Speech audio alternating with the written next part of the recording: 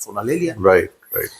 अब इस पूरे प्रोसेस में अमेरिका का जहाँ ये डॉलर डिप्लीट होना शुरू हुआ तो उसकी जो डॉलर की वैल्यू खत्म हो रही है, क्योंकि now it can not print that much, क्योंकि it is not backed by gold. Then Nixon took a call, Richard Nixon. उसने क्या किया कि 15 अगस्त 1971 को एक डिसीजन लिया गया कि dollar will not be packed with gold.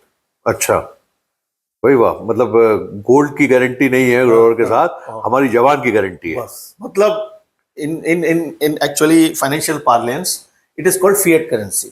अच्छा, मतलब a currency which is not backed by any asset, only with the words of the power behind. तो मतलब अमेरिकन गवर्नमेंट की पावर है अब खाली फिएट करेंसी में, और उसके पीछे कोई एसेट बैक नहीं है। मैं इसे चूरन का नोट बोलता हूँ, ठीक है, इट्स लाइक चूरन का नोट। हाँ, जाली नोट।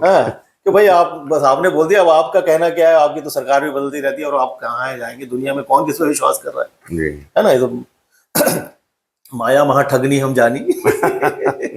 तो इस फिएट करेंसी वाले रोल ने अमेरिका को एक बहुत ज्यादा पावर दे दिया, क्योंकि अब आपने डॉलर तो सारी दुनिया में फैला दिया, ठीक है, लेकिन अभी उसको और ट्रिगर करना जरूरी है, क्योंकि मैं यहाँ पे जब चूरन का नोट बोल रहे हैं तो ऐसा तो है नहीं कि हमें इतना ज्ञान है, वहां के लोगों को ज्ञान नहीं था।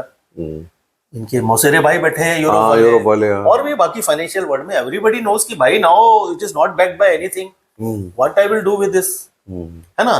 तो वो एक एप्रीहेंशन था which was basically hindrance to furthering the increase of dollar, power of dollar, है ना।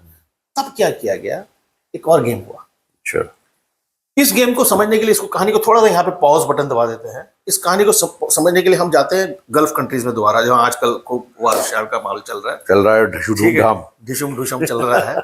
यही ढिशुम ढिशुम 1967 में जी मैं लेके जाऊंगा, लेकिन 1967 से पहले फिर हम एक और बात करें कि यूनाइटेड नेशन बनाया था अमेरिका ने 1945 में, ठीक है। वो सारा वही गेम था, कैसे डॉलर के लिए हॉटस्पॉट्स क्रिएट करने हैं। हॉटस्पॉट्स मतलब जो ट्रिगरिंग पॉइंट रहेंगे, जब गर्म रहेगा मामला, ताकि या तो आप आर्म्स एमुनेशन भेजते जाओ या आप डॉलर पंप करते जाओ, ठीक है। तो उस पूरे प्रोसेस में 1948 में they created a country called Israel.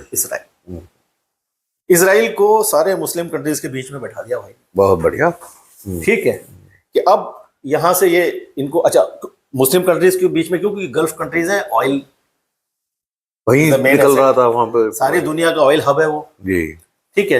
अच्छा, आप जिस इंडस्ट्रियलाइजेशन मॉडल पे काम कर रहे हो उसके लिए एनर्जी चाहिए, एनर्जी सोर्स के लिए भाई साहब गल्फ